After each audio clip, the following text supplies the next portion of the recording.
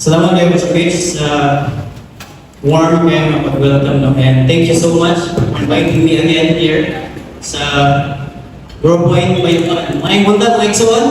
Morning church. I'm so glad that I'm here. I miss the place, I miss the people. Mga tanan namin, nakikinig ako dire. Pero I'm so thankful to the Lord for this privilege, for this opportunity nga magamit ko niya to minister to us. Pinagi siya ang ulong para mabuntag, no? And I hope we are excited. We are kanang joyful, no? Receptive ka ang Ginoo sa Ginoo buntaga. Ayaw kay atong ipadablit ang mga usang-usang nga buta nga pwede na maka-distract or maka-drift away sa ato ang attention sa pagpino sa pulong sa Ginoo. Atong ihatag ang mga full attention. Kaya this is not me speaking to you. This is God speaking to you through me. Alright? So, salig na mo nga nagtuon ko.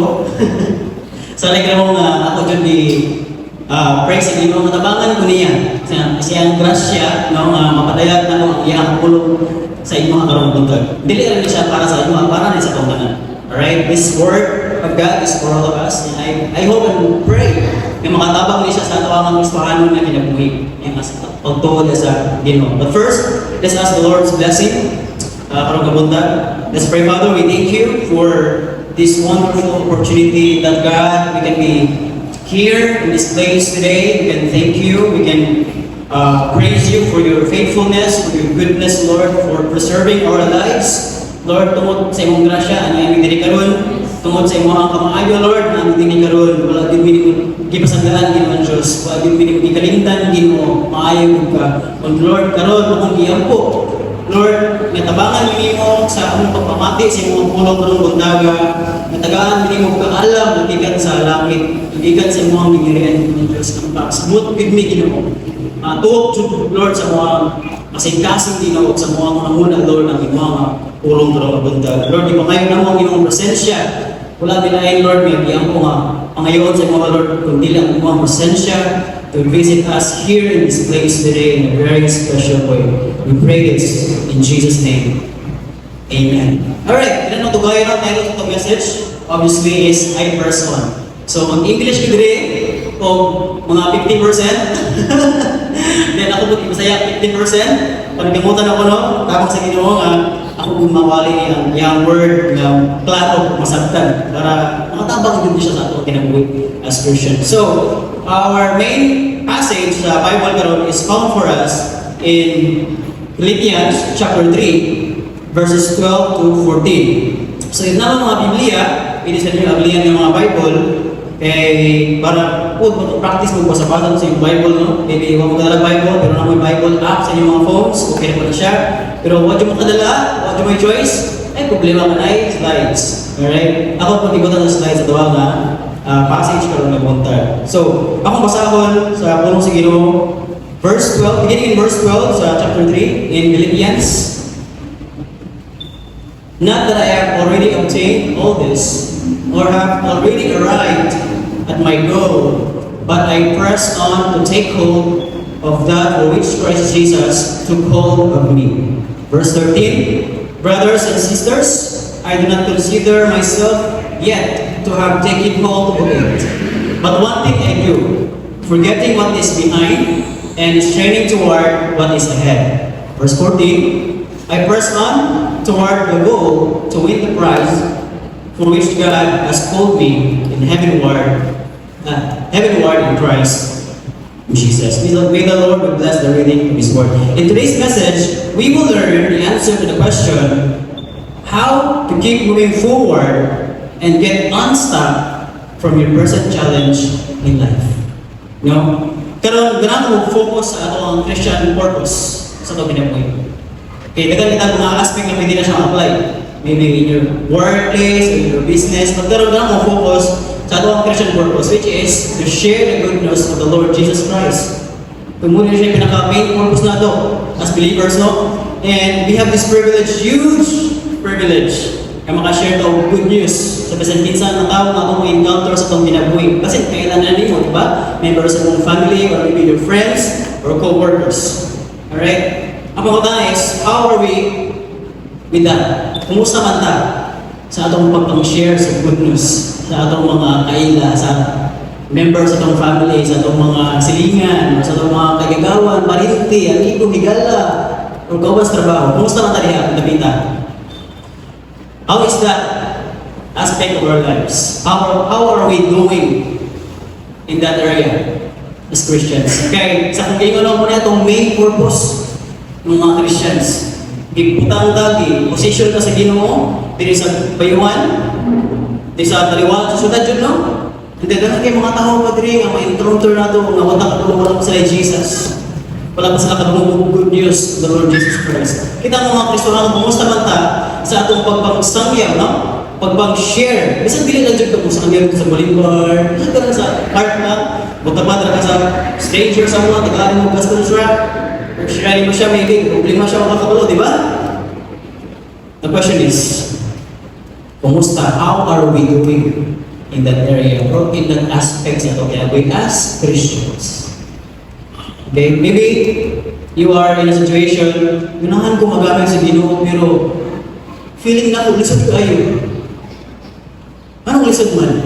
And no, it's not always about the devil. Sometimes, it's just us.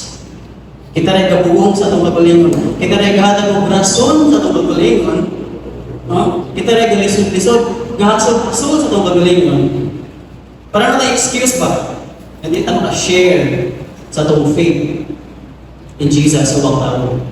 Dili kayo inanad yung kalisod. Kitagaan na tao, Bible. Right? Kitagaan tao, pastors. Kitagaan tao mga leaders in the church. Every Sunday, we go to church. We learn the gospel every Sunday. I-encourage ta to share the gospel. Kalimag jud nga, i-share nimo si Jesus sa mga members sa mga family, sa mga igagaw, sa mga classmates, sa mga amigo, sa mga kawas trabaho. Muna na tayo, bumubol, no? Kung buto na kanon, pero kumusta man ta?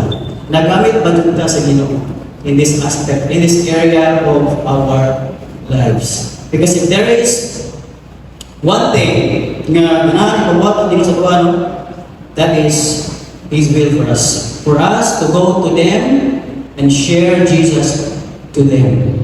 Kaya kung saan ka nila pakailan ni Jesus, kung wala yung wadto nila, o upalailan ni Jesus nila. O kung saan ka nila pagkadungo, kung dilit ang wadto nila. Okay? Wala na sila pinagkapaabot sa series terminal, pero wala yung series na maabot. Sabi mo? Sabi mo, pag terminal, wala dyan yung biyahe. Aso kayo no? Makalagot, makapukol.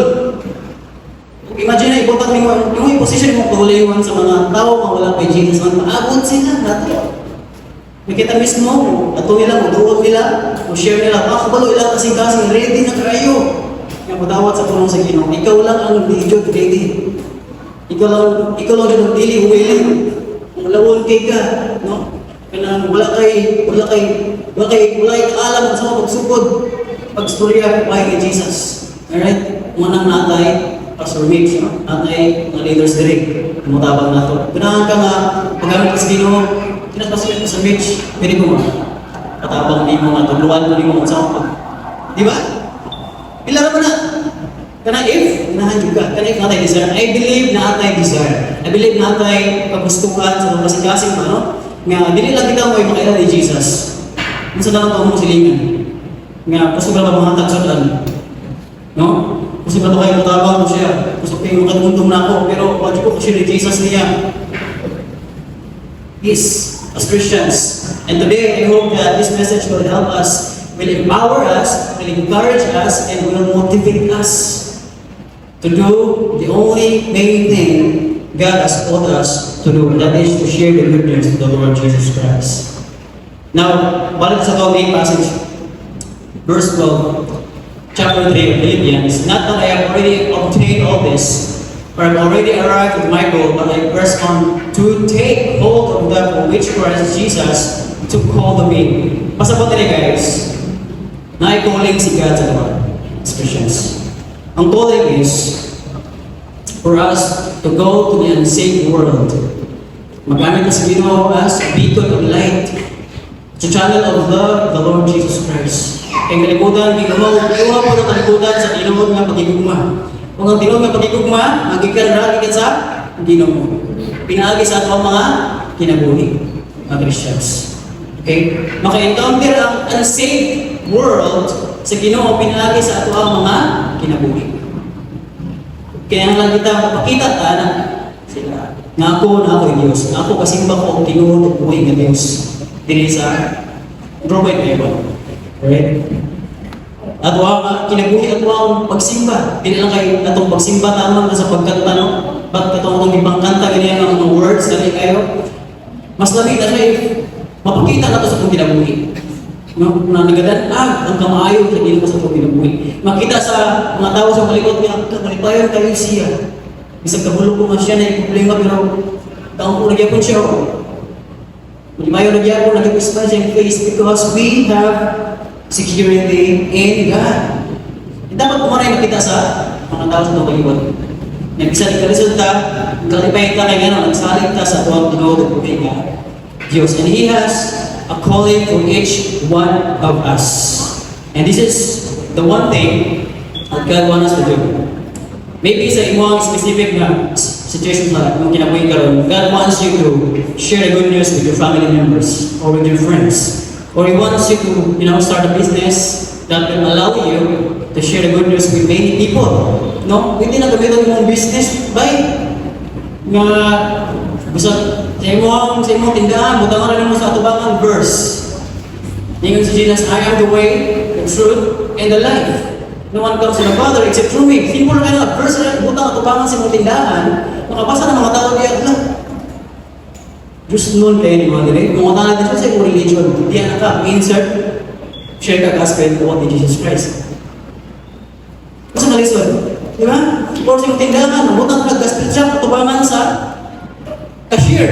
Gospel truck, bili na basahan para na mo. Nakashare na dahil ka, nakashare na good news. It's not that really hard.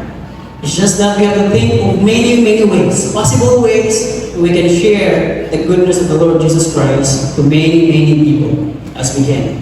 Kaya daghan kayo to the opportunity na itong heal. Or we want you to go to a specific place. Maybe gitawag ka ni God to go to a specific place to preach the gospel or the good news there. Or maybe a specific person.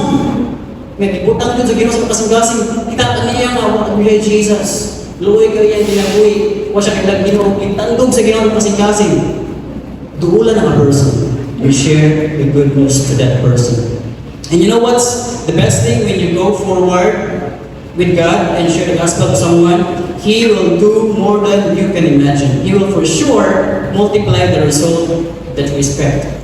So let's go forward with God. Now here, Apostle will continue to say and encourage us in verse 13, brothers and sisters, I do not consider myself yet to have taken hold of it. But one thing I do, forgetting what is behind and straining toward what is ahead. If you are facing a challenge sa imong kinabuhi karon with your past, and it's one of the reasons stopping you from moving forward with God, then you are not alone. Because even the greatest servant of God, such as Moses, kailan mo ni Moses, di ba? Sikat kayo na Bible character, si Moses sikat kayo siya. But before siya nahimong sikat, before siya nahimong ayaw na leader, Moses face a challenge sa iyang namuhat nga mistake sa past. Nakasala ba si Moses? Nakapatay siya, Egyptian. Ay nakakita na mga Hebrew. So guilty siya sa yung gibuhat ni sala kaniya to. But then karon gitawag siya ni God. Balik dito, right? Na kung gamitin ka to rescue my people from slavery sa mga Egyptians. Kasi gibuhat ni Moses. Yes, Lord. Excited si Moses? Yes, Lord. Yes. Ato dyan ko, Lord. Ato dyan ko. No. Nag-argue pa si Moses with God. Nakitlalis pa siya sa Ginoo. Lord, di mo kabalo mo. Speak. Kung kabalo ka, Lord, binakoy na bago sa lalim to. Sure ka? You're talking to the right person? You're calling the right person? God knows everything, guys. God knows your past. God knows what you've done. What evil, good you've done in the past. But still, God can use you in an amazing and powerful way. So di lang to underestimate ang power sa Ginoo.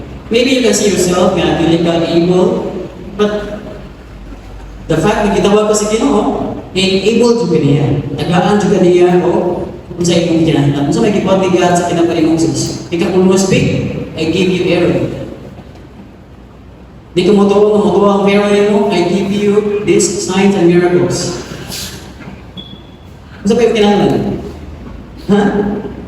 I give you. I empower you. Alright? Kung gitawag ka sa Ginoo, dili na din mo usap ang mind sa Ginoo. Excellent. Gitawag ko sa Ginoo, ikaw may gamiton niya to preach the gospel to this neighbor, to this family member, ikaw biyod ang gamiton sa Ginoo niya. Ikaw mo share sa gospel. Okay, muna ikibutan ng person sa kasing-kasing sa Ginoo sa mga sikat, pinibutan nga ng person sa mga heart, sa mga mind, then you pray about it, ikaw dyan ang gamiton sa Ginoo. Wala ilangin. Same as what God did to Moses. Moses faced a challenge in his life in the past, but when he decided to go forward with God, he became one of the greatest leaders whom God used to lead the people of God. Imagine, ang ilang argument na paingon sa successful nga pagkalingkawas sa mga Israelites from the slavery of the Egyptians. Maybe you're in the same situation. Nag-argue pa ka sa Ginoo. Kinalis pa ka sa Ginoo ba? Lord, ako ba yun? Ang imong gamiton diri sa amo ang ispilahan. Ako ba yun, Lord? Ang imong kitawag karon nga makashare ng gospel sa ako ang co-workers o sa ako ang family. Lord, paminahon mo nila. Maybe you are in that same situation. No? Na kaduha-duha pa ka o mag-doubt ka.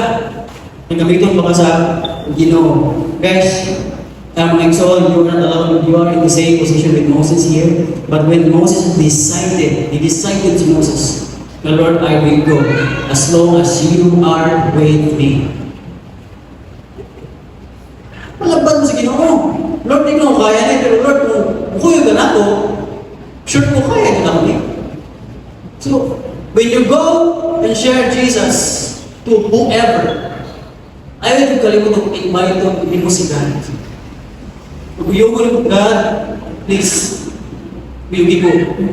Okay, hindi na ako kaya niyo, ako lang. Kinangalan dyan ko sa inyo ang tawag, kinangalan ko sa inyo ang presensya. Well, Moses acknowledged that. And we have to also acknowledge that if ato lang yung mga itong magalingon, dili yun na ito kaya. Dili yun ka able. That's why we have to let go of our past. It can past, it can be your prison.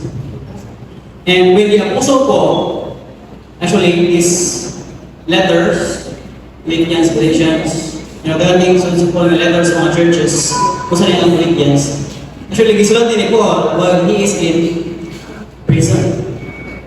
But you know what? The Apostle Paul knew what God called him to do.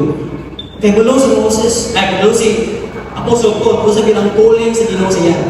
O, ang pagkapriso, wala ni-stop niya. When the Apostle Paul was in prison, while writing this letter, he did not stop writing. And actually, he wrote a lot. He did not allow imprisonment to stop him from doing what God had called him to do. So, do not allow your past to stop you from achieving what God has called you to do. Let go of the past. If the struggle is in the past, then paggamit mo sa Ginoo because you are this, you are that, you have done this, you have done this. Remember that it's not about your past. It's about your present. Right now, what can you do in the present, right now, at this moment, may makatapang niyo, ma-achieve mo ang goal na gihatag sa Ginoo sa mga kasing-kasing. Wala yung may focus. Wala yung may podre. Kaya bisag na-preso ko, mga exo, na-preso ko ha. Pero, di na ko i-alawa at na-preso na ako na mo'y mo-stop sa huwag calling, na di na ako ma-fulfill, na di na ako mabuhat, na di na ako mahimaya ang mga tinuro buhay ng Diyos. Kasi napriso ko diri, I will continue what God had called me to do. And instead of allowing your past to occupy your time in the present, do this instead. Study scriptures and apply them to your life. In James chapter 1, verse 25, bigyan ko lang sa Ginoo. But whoever looks intently into the perfect law that gives freedom and continues in it, not forgetting what they've heard, but doing it, they will be blessed in what they do. So, forget the past, but not the Word of God. Don't waste so much time on what already happened in the past. Keep moving forward because maybe in your sa pag-share ng gospel ba, ginijik ka. Do not give up. Maybe in your first attempt, na-distract ka, nangyaging track, no? Or ginawa ko siya, Mama, go! Isa! Distract na, putol yung pag-sharing. Give it another try. Kung kita galayan opportunity, yung makashare ka balik na para matiwas niyo mong share ng gospel, makasipos siya ni Jesus Christ, sa iyong salvation ni Jesus Christ, for him or for her. I will dare to discourage. Don't give up yet. Give it another try because sharing your faith with someone is work. And it's not as easy as you think, but when you do it with the help of God, as I have said, no, He will show you great things. He will multiply the one person when you share sa gospel. Sa anong person, maybe, anong person, ano na iba? May pag-share mo gospel niya, kaya anak siya, yung abit ko sa, yung mga friends. So yung mga sa kung pag-share sa gospel, ay mong 5. Pag itong 5, abit ko, ay mong 10. Itong 10 na nabit, ay mong 20. O, kung may bata sa mat. Inanak ka, grabe ang impact na mayroon mo sa nakatawo, share mo sa gospel. Ika na yung i-share, dili ko na ulong na nagsigin sa ulong na sa Ginoo. Kung ulong sa Ginoo na ako na gahong. Na gahong na dili mo ma-explain na one day, mawalik na lang mo ma-amaze ka. Wala dyan siguro kanang time na mato o mall. Sa Dumaguete, ito ko mall, grocery ko, or park ko sa bagong motor, na dyan ay makailan ako. Kung di na ko pinangdong niya. Kaya kato siya, bata pa siya, namin, kaya Bible school sa una, sa Dumaguete, gagmay pa sila kayo. Maiwan na lang sila na ako, Kuya, kamusta naman ka? Uy, asa mo talaga ila? Ako to, itulungan sa gospel, dito ba sa outreach? O, di ba? Ato ko sa mall, cashier, bayad na ko. Dugay ko mabayad. Kaya ang cashier mismo, uy, tinutupan ako. Kung si Kuya Bernard. At chika-chika man eh, hindi mo magsurya. Ang nabuhat nga impact, hindi mo silang ginabuhin. Mudungtad na siya. Mo siya kagaspin na ng person, ay yun, i-underestimate na ng person, makalimutan mo, kadundong na sila. Hangtod sa hangtod, dili pa sila makalimutan mo. Huwag ka nang tangdaan yung reward, makalimutan ka siya. Kaya mo mga dili sayang ang imuang pangalagad sa Ginoo. Kasi pinaka mo kasulay, kaya na experience. Mali pa yung mga namoy, natabangan ng person, nga nakakita sila sa Ginoo, please. Pero pag-gamit ito sa Ginoo. Do not waste your time, dealing with your mistakes or sins that you did in the past. Kaya nitabo na ito siya. Kalimutin na ito. Hindi na ito siya, paano siya kalimutan sa mga kinabuhi in the present. What you do in the present is the most important thing na muna siya contribute sa mga pag-achieve sa aming future goal na gihatag sa Ginoo sa Ginoo. James says here that whoever looks intently into the perfect law that gives freedom and continues in it, not forgetting what they have heard but doing it, kasi promise, it comes with this, they will be blessed in what they do. It is so much better to spend a lot of time with the Word of God so you won't forget it and apply it to your life.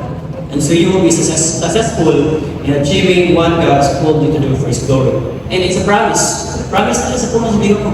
nga kung magtuon ka sa kumpulong, i-apply mo siya sa iyong kinabuhi, for sure, you will be moving forward in your Christian life with the blessing of God. Okay? Mo yun na siya ang sekreto sa successful nga Christian life. Nga, kita, mustari sa puno sa Ginoo, karon naminaw ta, ayun nga, sa atong pagkaminaw, mustari sa personal nga mga kinabuhi.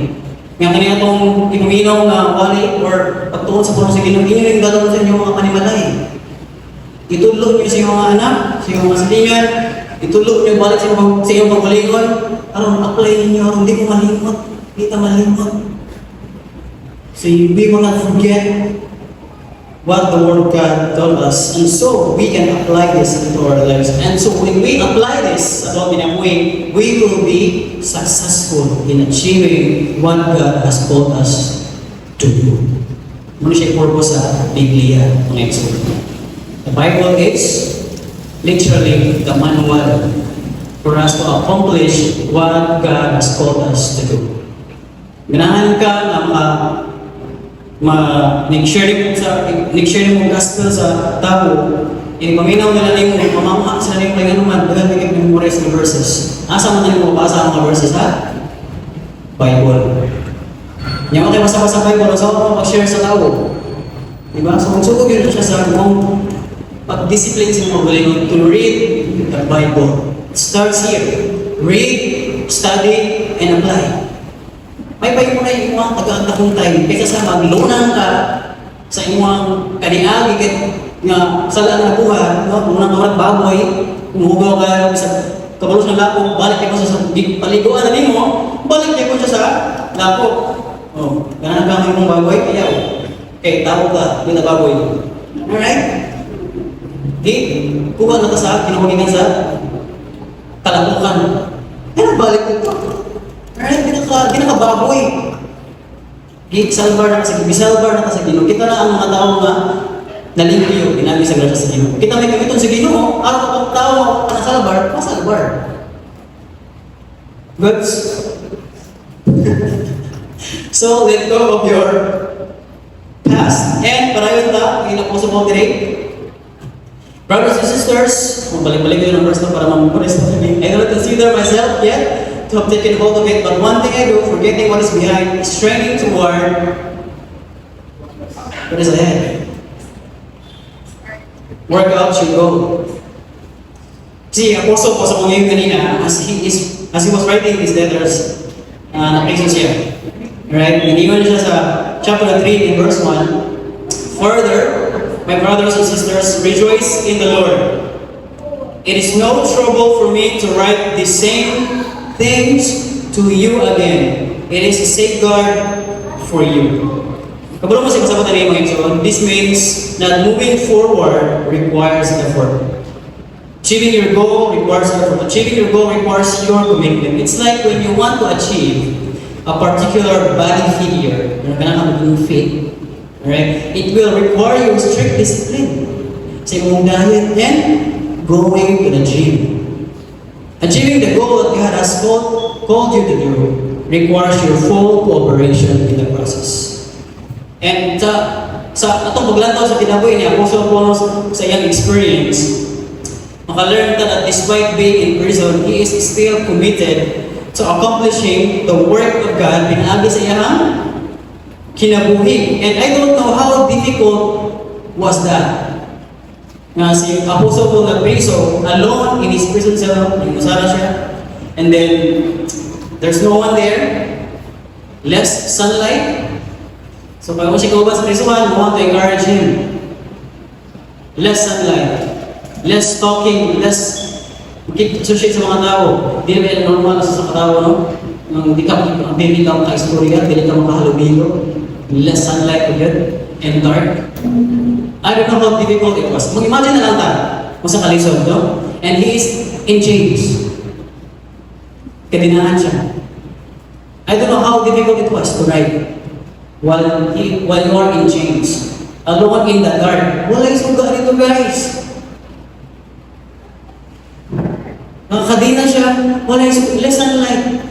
O siya kauban. Kaya imagine, picture out, no? Sa iyang condition.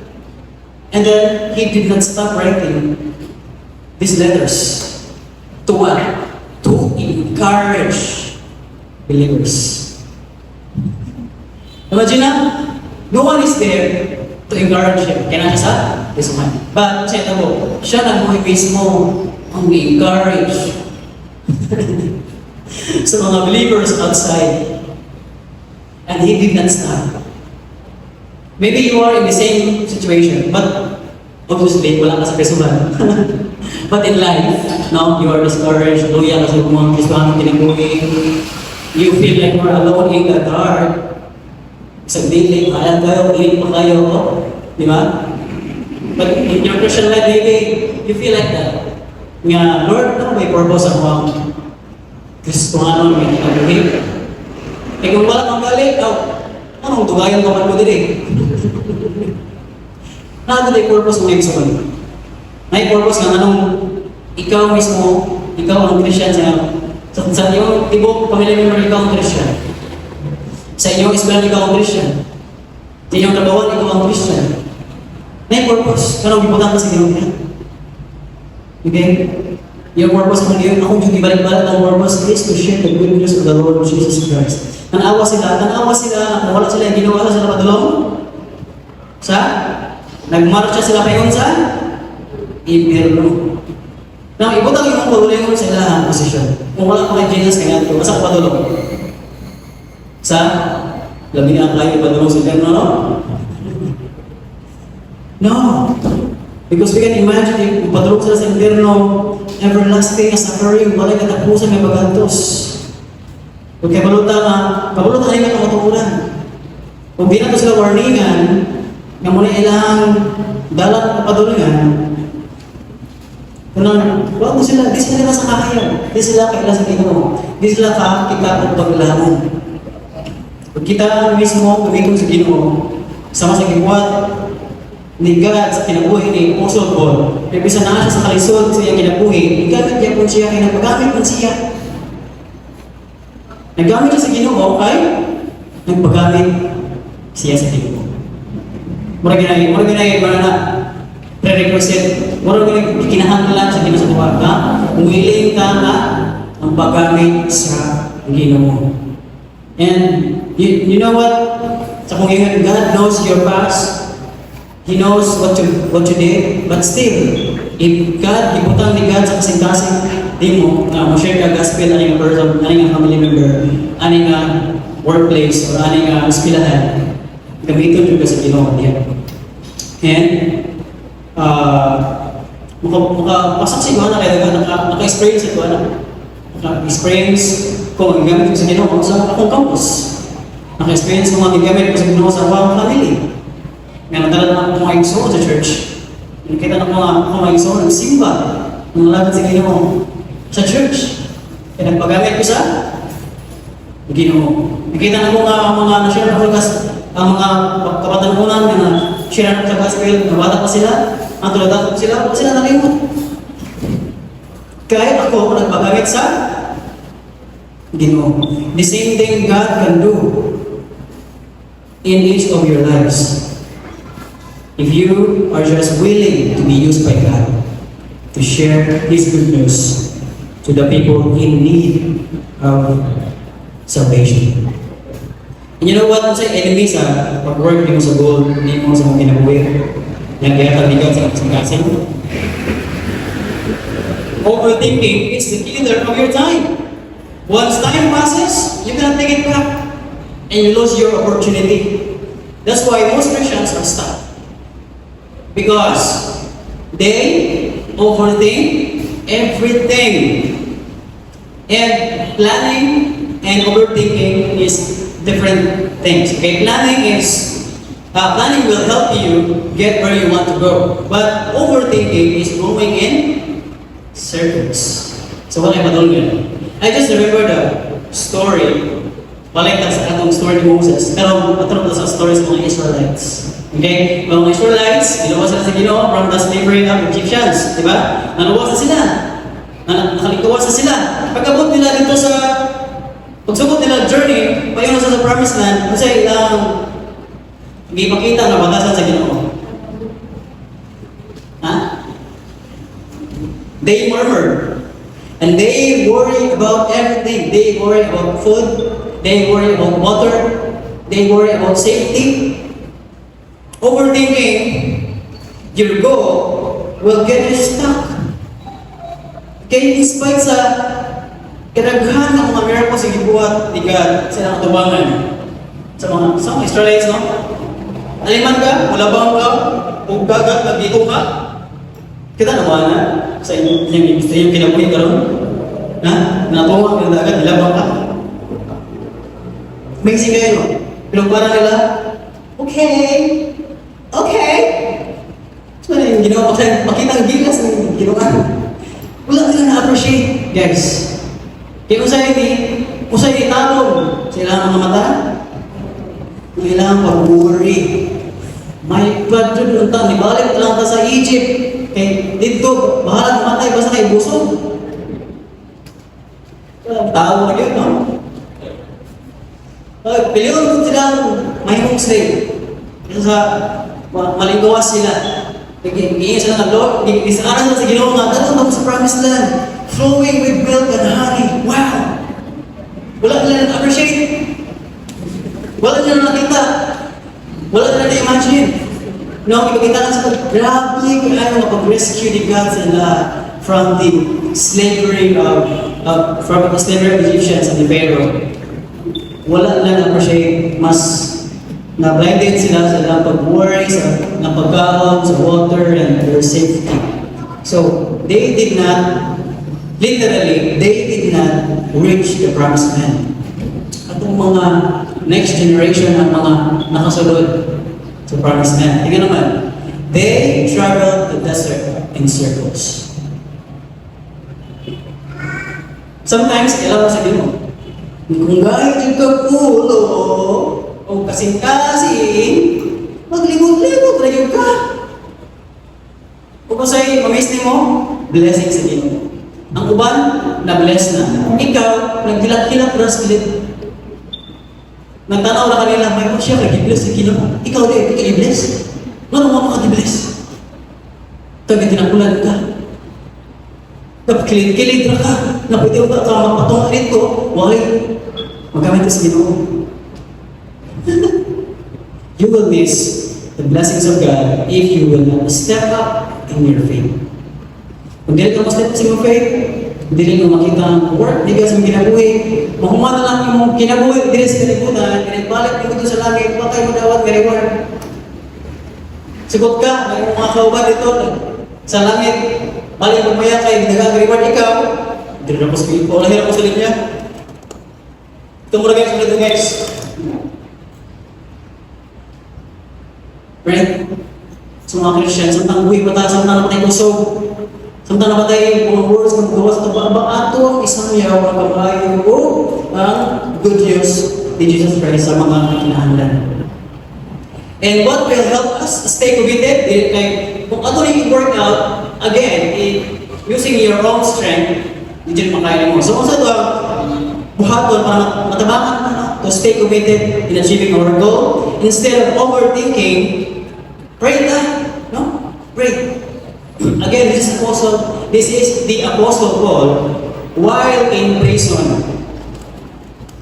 Aside sa encourage ang mga believers, imagine na sa prisuhan na, huwag mo na i-isulti sa mga believers. Philippians chapter 4 verse 6. Do not be anxious about anything, but in every situation, by prayer and petition, with thanksgiving, present your request. Nga sa Apostle Paul dira kadinahan. Nya tawon, gamay ra yung gusto sa iyang prisuhan na makita sa sunlight. No? Be anxious, do not be anxious about anything. Nakalisod niya sa iyang sitwasyon, pero yun siya in every situation. With prayer and petition, thanksgiving, present your request to God. So if mato ta sa atong mga family members or mga gagawa na to, or silingin na to, or friends na to, Pray, balik ka. Pray to God and ask for wisdom and courage. And executing your plan is good. If you plan, mayroon siya. Plano ko yung siya yung gospel sa mga ikagaw para karong Lunes, hapon, after lunch, aning orasa, anong lugar, mayroon siya. Okay, executing your plan is good, but executing your plan with prayer is even better. Tingnan naman, makakabalo sa kita po na-result. Sa pag-share yung sa gospel, maybe energy ka. Diba? Makakabalo, diba? At least, kung nakampong kadaan, before ka share, may kasi mo, Lord, kung sa maganda ang result, ikaw na bahala, Lord. Gawa ko na ako. Diba? Pero kung wala ka niya mo, nidiretso na ka, yung energy ka, hiya ka masakitan. Kaya wala mo naman lang magkampo. Wala mo naman kayo tawag sa iyo, tabangan ka niya, makasabot na nung energy ka. Diba? Planning with prayer is so effective. Ayaw yung galing yung das-das. Pangat yung tabang sa Ginoo in prayer. And here's a simple format. No? Kung dili mo kabalo, kung saan mo niyo mag, balay inyong plano o inyong prayer, do this. I plan to, Lord, share the gospel to my friend this Monday afternoon, after lunch. And then, I pray to you, Lord, to help me, to give me wisdom, to give me courage to share the gospel with the good news sa akong friend, sa akong kaubang sa trabaho. Simple kayo. And ayaw kalimod guys, kung plano mo, dapat specific. Ayaw nang vague, ayaw nang bubreak. Lord, nabagay ko, plan na share mo gospel. Kinsa mo share. Asa mo makita? Kinsa man siya ng person. Be specific because mo factor na sa imong prayer. Yung prayer dapat sa Ginoo is specific ko, Lord. Makita ba kami karon sa Norso, Santa Bayuan, ito sa Juan may student lounge na pit. Kaya kay Lord nga, ito lang dito, wala kayo dagang tao, mabilisawa, ano ba? Be specific. Pangayon sa Ginoo is specific na prayer niya kanina. Parang makabalo ka, makahandle ka sa yung mga situation na ito ang kaya dili mo i-specific, i-vague na mo, lamo-lamo na ka prayer, maklaro ra nga, dili ka seryoso. Maklaro ra nga, okay na pagdi ko ka-share. Okay na ka-share ko, okay na pagdili. Diba? Kaya mo di man di mo i-specific, wala dyan mo gipangayo. Diba kung pangayo ka, masa may isulti mo sa pangayoan. Lagi mo kwarta. Bilaman. Kung saan ka mo kwarta, diba? Lagi mo kwarta na. Dapat ikaw na nakutan mo kung ayaw ka sa Ginoo. Kisa mo siya, asa mo makita. Kisa ba siyang person? Let the Lord knows. Because kaya nagkalanginaan si God nga, nakabalo siya sa dito kasi gospel. Nagkalangan kita mo share sa gospel. But when you decide to share the gospel, God will enable you. God will give you His grace. Prior ka, lastly, Verse 14, I press on toward the goal to win the prize for which God has called me heavenward in Christ Jesus. There's a great reward that awaits those who do what God called them to do. And better is one day when we see Jesus and give us the reward that is due to our accomplished work here on this side of eternity. Ako, personally, I would ask nothing else but to see the face of my Savior filled with joy because of His work done in my life. Wala ko lang pangayon. Antod duman ako ginamit sa libutan. Makikita ako sa mundi na akong ganahan siya makita is ang smiling na pagkagway sa ako ang manluwas sa iyang pagtunol sa iyang reward sa kuha tungod sa natabo nga word niya sa kanyang week. Mo dapat na atong imagine nga mo mutag po na sa atong Dios tagbuon kaniya nga may dahong kalibay sa paghatag niya ang reward nato. Yes, it should be our motivation. Ang great reward na ihatag sa Ginoo sa atin. Na may reward tang madawat diri sa kalibutan, pero hindi siya ma-compare nga reward sa reward ng ihatag ni God sa ato one day when we face Him in heaven. Alright, it's entering into the presence of God with great joy.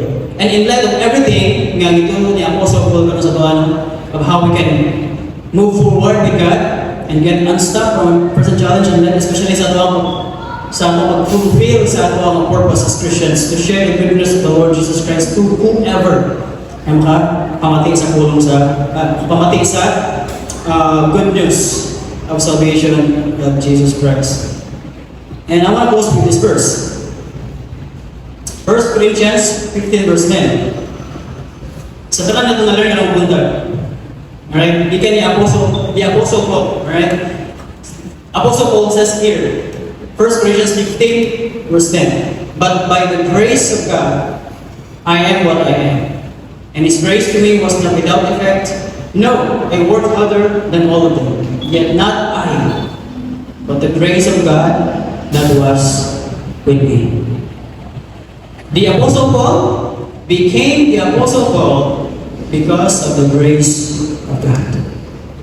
And you can be someone na magamit sa Ginoo in your workplace, in your school, or in your family. No, you can be someone na magamit sa Ginoo with the grace of God. Grasya sa Ginoo. It's only by God's grace. Means that no matter your past is or your words in the future, God can use you when you decide to move forward with Him in achieving the goal God yang i-place sa imong kasagaran. Take away from this message today is, with God's grace, you can let go of the past, work out your goal, and receive your reward. Grasya rin po sa Ginoo tanan. Grasya ra ang kalingkawas ta sa atong mga past mistakes, past sins. Grasya ra ang mag-work out nato ang goal nga gihatag sa Ginoo sa atong kinabuhi o ang pagdawat nato pagday sa iyang reward. It's all God's grace. Dili na siya sa imong pagulong merit o sa imong ka-bride o sa imong maayong tao, no. It's all by God's grace. And kung willing kang pagkamay sa Ginoo, gamiton jud kaniya pag-ayo. Hindi ka makadungog sa good news, salvation. If ikaw mo step up ka sa mga faith mo, barog ka o mo-share ka sa pulong sa Ginoo sa bisan kinsa. Alright, di pa ka-confidence mo, mo-share ka kasi sa mga member, strangers sa. Kaya naka-experience ko nga, gusto kayo mo-share ka sa mga family member. Huwag sa mong friend. Right? Kaya bigayan ka, di ba? Bugal-bugalan ka ito. Pareho na sa una. Putong-putong mo. Mas bugay ka na ako. Di ba? Hanggang kayo mas bugay ang kasakit. Pero, di ba na nga, kung unsay imo ang action today will benefit you to accomplish your future goal.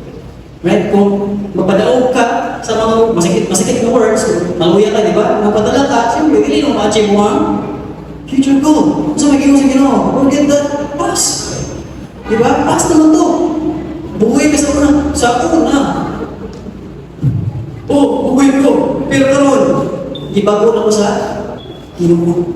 Ayaw dyan din ikaw ulang na, guys. Ayaw dyan ikaw ulang na X1. May gusto lang buhay ka sa una, yes. Hindi ko maulang buhay ko.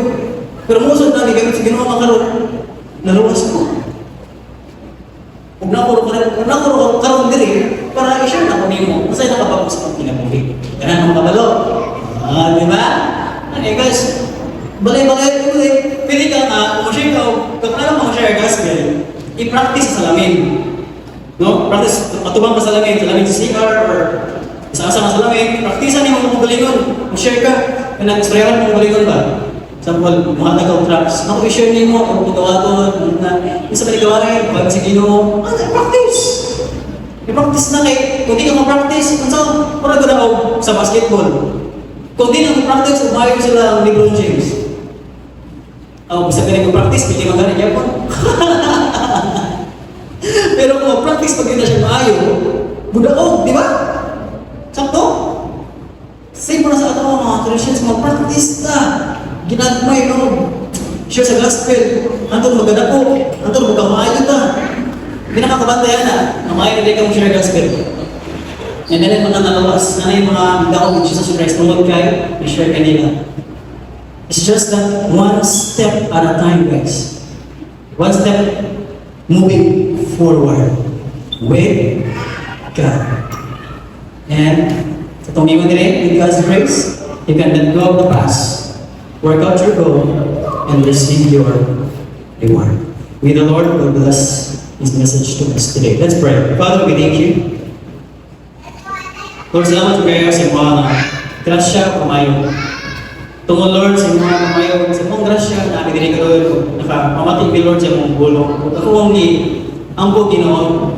Ngayon Lord sa mga, I ask you God to bless this church, to raise up committed preachers of your goodness, of doing this one thing that you've called us to do, which is to share the goodness to the lost. And I pray you help us to press on and to achieve that goal. Whatever the specific goal ni mo ibutan mo sa mong singkasan karon sa pamati na mo sa mong bulong puntaga. Pagtabangin ni nga makamot na ng Lord nga goal, nga dream, nga desire. Lord, ikaw ma-honor, ikaw ma-glorify. I pray God for your courage and for wisdom for each one of us. Pili ko, Lord, kay balo sa nagmasa nga sitwasyon or sa man calling mo sa ila, pero kinsa man imong ibutang sa ilang singkasing nga sila maka-share sa gospel, ang person, ang group of people. I pray you will enable each one of us to stand in faith and boldly speak the goodness and salvation of the Lord Jesus Christ to them. Empower us, Lord. Make us the people that declares the Word of God to this insane world. We thank you for your message today, and I pray, Holy Spirit, you will enable us and dismiss us with your special blessing today. We pray this in Jesus' name.